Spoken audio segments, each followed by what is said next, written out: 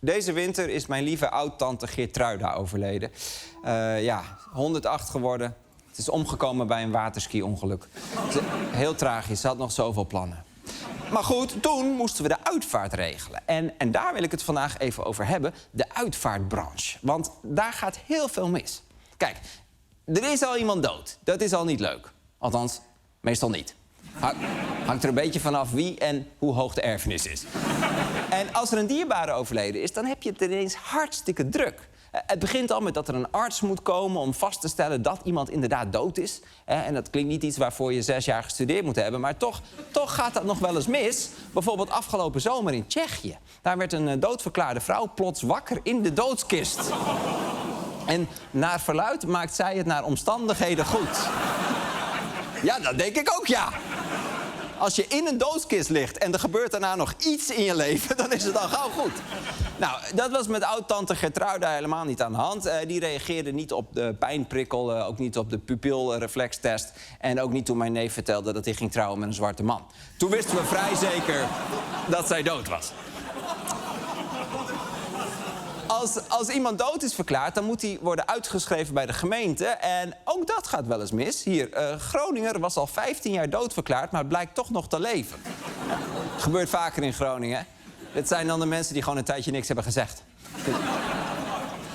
Maar dan begint het echte werk. Er moet snel een complete uitvaart geregeld worden, want binnen 6 werkdagen moet een overledene worden begraven of gecremeerd. Meestal schakel je dan een uitvaartondernemer in om je te helpen, maar het blijft veel werk. En niet alleen dat, het is ook nog eens heel duur. Er is bijna geen moment in je leven waarop je in zo'n korte tijd onder zulke emotionele omstandigheden zoveel geld uitgeeft. Weet je wat de gemiddelde uitvaart kost? 10.000 euro. Ja. Mensen schrikken daarvan. Moet je nog oppassen dat je je niet doodschrikt, want het kost dus 10.000 euro. Die kosten die zijn de afgelopen jaren dus flink gestegen. Op het journaal omschreven ze het heel erg mooi. Het leven dat wordt in hoog tempo duurder. Dat is wel bekend. Maar de dood ook. Ja, mooi. Hart van Nederland zei het ook zo prachtig. Dat het leven steeds duurder wordt, dat weten we. Maar hetzelfde geldt voor de dood. Ik schiet gewoon weer vol. En het is dus waar. Uitvaarten worden steeds duurder. De afgelopen 10 jaar steeg de prijs met 40%. Onder andere door hogere kosten voor personeel en zaalhuur. En wat ook duurder is geworden is gas, hout, koffie en cake. Gas, hout, koffie en cake. Dat zijn precies de grondstoffen voor een crematorium in Catan. Ja. Dus... Heb je die uitbreidingsset niet? Catan Funerals.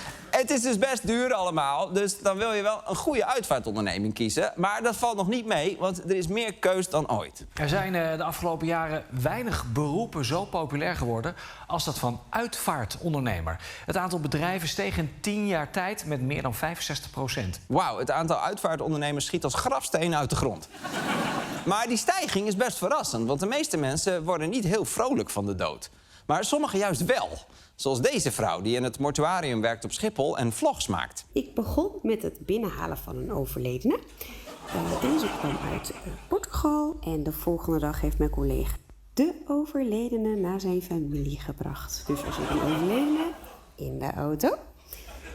En heb ik hier nog even een mooi shot voor jullie. Van de vlaggetjes en op de achtergrond een vliegtuig. Het was Koningsdag, dus ja... Dat doen we natuurlijk in het oranje. En heb ik de overledene weer buiten gezet. Dit was het einde van het vlogje.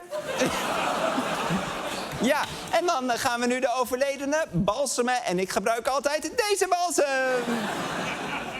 Like en subscribe. Oké. Like. Oké. Zij wordt dus wel heel blij van de werk, maar je hebt ook mensen die er iets ingetogener over spreken, zoals deze uitvaartverzorger. Je moet altijd iedereen met respect behandelen, ook een overledene, juist een overledene, vind ik, als de dierbaren bijstaan. Want zodra die weg zijn, begint...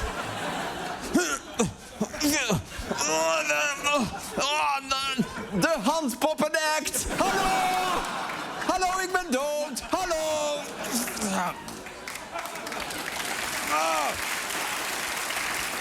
Kan echt niet. Kan niet. En je hebt ook uitvaartondernemers die het er gewoon naast doen. Hier, de 2 passies van Reinoud uit Frieselo zijn brasserie en de uitvaartbranche. Ik hoop wel dat hij zijn passies een beetje gescheiden houdt, toch?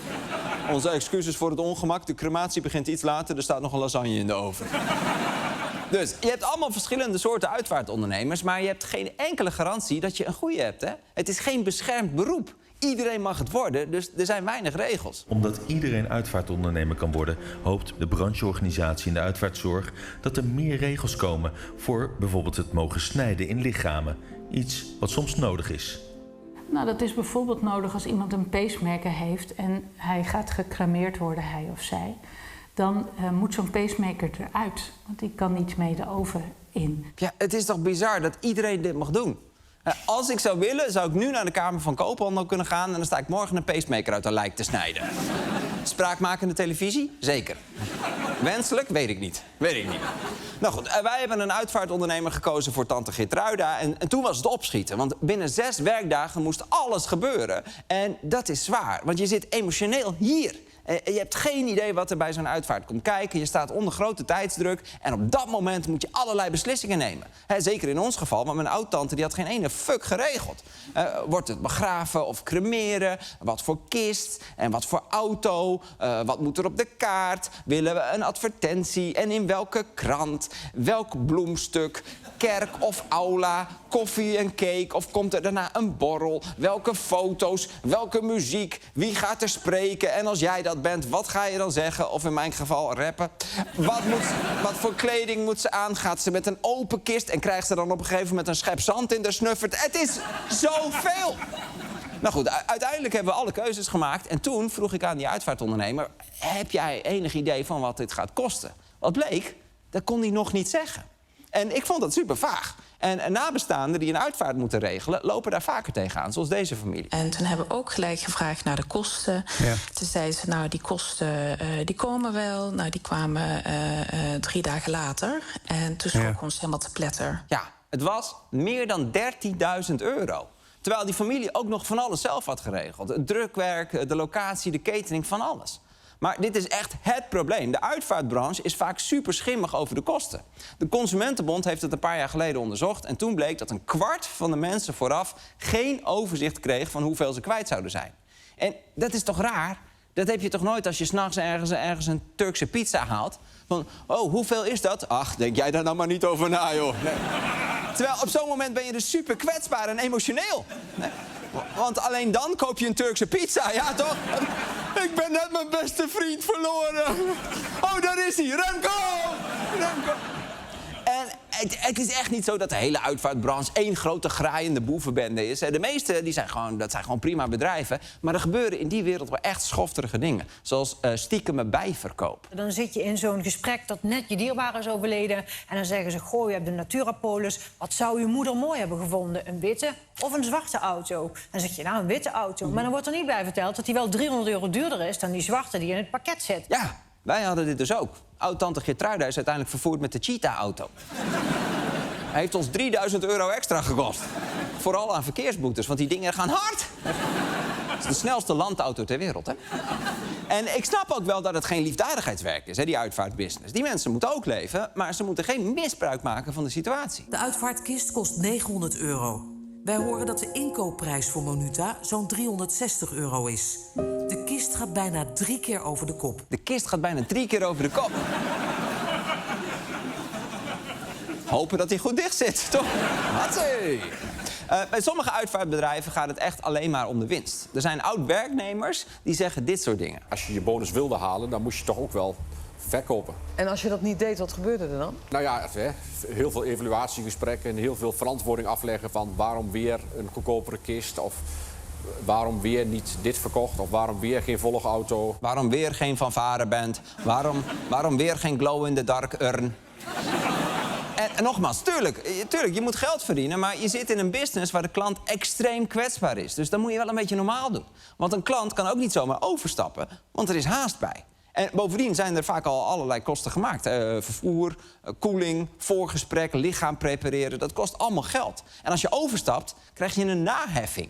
En weet je wat er kan gebeuren als je niet direct betaalt? Toen we besloten om naar een andere partij te gaan, kreeg ik binnen een half uur een rekening van 3500 euro. Ik vroeg of Monuta het lichaam van mijn broer kon vrijgeven. Maar ik moest eerst die kosten betalen. Ik heb er maar één woord voor, dat is het gijzelen van een overledene. En de enige reden waarom ze dat doen, gijzelen, en waarom ik het zo noem, is omdat ze losgeld willen. Wauw, heftig. Je staat als gijzelnemer wel zwak, denk ik, want die gijzelaar is al dood, toch? Ja, wat kun je doen? Een afgeknipte pink opsturen? Dan zegt de familie, oké, en als wij nog steeds niet betalen, stuur je dan nog meer? Want uiteindelijk puzzelen we mijn vader dan zelf wel in elkaar. Kan een tactiek zijn. Maar nee, bij mijn oud-tante Geertruida is het uiteindelijk allemaal goed gekomen. Het is een hele mooie uitvaart geweest. Tante Marleen heeft het rouwboeket gevangen, dus die is de volgende. En we hebben haar gevraagd om alvast even te doen wat iedereen zou moeten doen. Op papier zetten wat haar wensen zijn voor de uitvaart. En alvast in alle rust onderzoek doen naar een betrouwbare uitvaartondernemer die open is over de kosten, zodat je niet op je kwetsbaarste moment in die uitvaartfuik terechtkomt. En mochten er uitvaartondernemers zijn die tante Marleen willen prepareren, zorg even voor duidelijke prijzen op jullie website, want dit gaan wij niet nog een keer doen. Tot zover, of zoals ze in het mortuarium zeggen... Dit was het einde van het vlogje.